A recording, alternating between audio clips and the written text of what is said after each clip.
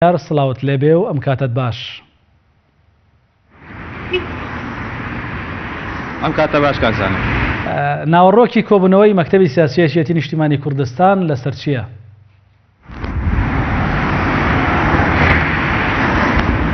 ناوڕۆکی کۆبوونەوەکەی مەکتەبی سیاسی یەکێتی نیشتیمانی کوردستان جێژەبێتەری ئەو کۆبوونەوانەیە کە لە هەفتەی ڕابردوو وەکو مەکتەبی سیاسی لەسەر ئاستی باڵای حیزبەکان ئەنجامیاندا و هەروەها وەڵامدانەوەی و هەروەها تاوتوێکردنی کۆبوونەوەکەیانە لەگەڵ بزوتنەوەی گۆڕان کە چەند ڕۆژێک لەسەر ئاستی باڵا و هەروەها سەرکرداتی هاوبەشی هەردوو لە ئەنجامدا. ئەمڕۆ مەکتەبی سیاسی لە کۆبوونەوەدان بۆ ئەوەی کە تاوتوێی کۆبوونەوەکەیان بکەن لەگەڵ بزوتنەوەی گۆڕان هەروەها ئەو کۆبوونەوەی کە پێشتر ئەنجامیاندا لە دەباشان. ئێستا ئەمڕۆ مەکتەبی سیاسی لە ئێستادا لە کۆبوونەوەدان چەند خولەکێکیش پێش ئێستا کاروانی ئۆتۆمبیلەکانی هێرە ئیبراهیم ئەحمەد گەیشتە مەکتەبی سیاسی یەکێتی نیشتیمانی کوردستان. کۆبوونەوەکە تا ئێستا دەستی پێ نەکردووە، پێدەچێت چەند دقەیەک یان چەند خولەکێکی تر کۆبوونەوەکە دەست پێ بکات.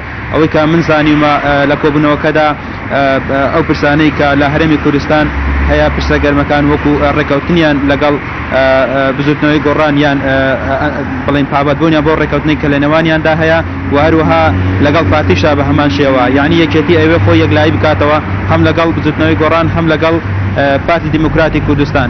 و هەروەها دەمێ ئەوەش بڵێم کە لە هەفتەی ئایندەدا یەکێتی نیشتیمانی کوردستان وا بڕیارە لەگەڵ پارتی دیموکراتی کوردستان کۆ ببێتەوە و هەروەها تاتوی ئەو پرسانە بکەن کە لە هەرێمی کوردستان لە ئێستادا هەیە وەکو پرسی ڕێکەوتنیان تازەکردنەوەی ڕێکەوتنەکان لەگەڵ یەکێتی نیشتیمانی کوردستان و هەروەها ئەو ڕێکەوتنیان کە لەگەڵ گۆڕانە هەیەە. زۆر باش ڕامیار، پارتی دیموکراتی کوردستان لە سەرزاری فازل میرانی بەرپرسی مەکتەبی سکرتێری مەکتەبی سیاسی پارتیەوە ئاماژەیان بەوەدا بوو کە چاوەڕوانی یەکێتین بۆ ئەوەی کە بێن لەگەڵ یەکێتی دانوستان و گفتوگۆ بکەن و کۆ ببنەوە. لەلایەکی دیکەوە گۆڕان داوا لە داوای چارەنووسی یاخود دیاریکردنی چارەنووسی ڕێکەوتنامەکەیان دەکەن لەگەڵ یەکێتی نیشتیمانی.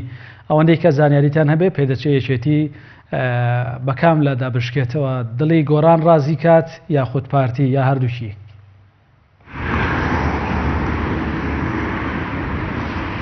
زانە بەباشی گوێبستی پرسیارەکە نەبووم ببوورە. ببوورە ڕامیار، پرسیارەکەمەوە بوو کە سکرتێری مەکتەبی سیاسی پارتی ڕایگەیاند کە ئێمە چاوەڕوانی یەکێتی نیشتیمانی دەکەن بۆ ئەوەی کە لەگەڵیان کۆ ببینەوە. لە هەمان کاتدا بەرپرسێکی دیار لە بزوتنەوەی گۆڕان ئاماژەی بۆدا کە ئێمە چاوەڕوان یاخود داوای دیاریکردنی چارەنووسی ڕێکەوتنەکەمان دەکەن لەگەڵ یەکێتی نیشتیمانی کوردستان. ئەمڕۆ مەکتەبی سیاسی یەکێتیش بۆ ئەم پرسە کۆ دەبێتەوە، پێدەچێت بەلای پارتیدا بشکێتەوە یاخود بەلای گۆڕاندا؟ ئەوە خۆی ساناواقعە کە تا ئێستا ینی نەزاندراوە، هەموو لە چاوەڕوانی ئەوە دەکەن، هەم زوتنەوەی گۆڕان هەمیش پارتی دیموکراتی کوردستان چاودێری دۆخەکە ئاکات بۆی کە بزانێت یەکێتی نیشتیمانی کوردستان چ بڕیارێک دەدات.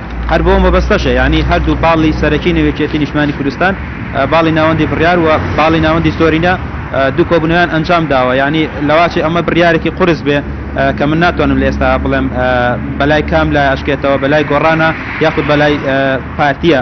هەردوو لاش هەم پارتی هەمیش بزوتنەوەی گۆڕان چاڕوانی وەڵامی یەکلایکەرەوەی یەکێتی دەکەن کە دوجار ئەکەوێت بەکام لادا. بەڵێ سوپاس بۆ پامنێرمان ڕامیار عوسمان کە ڕاستەوخۆ لە سلێمانیەوە لەگەڵمان بووی.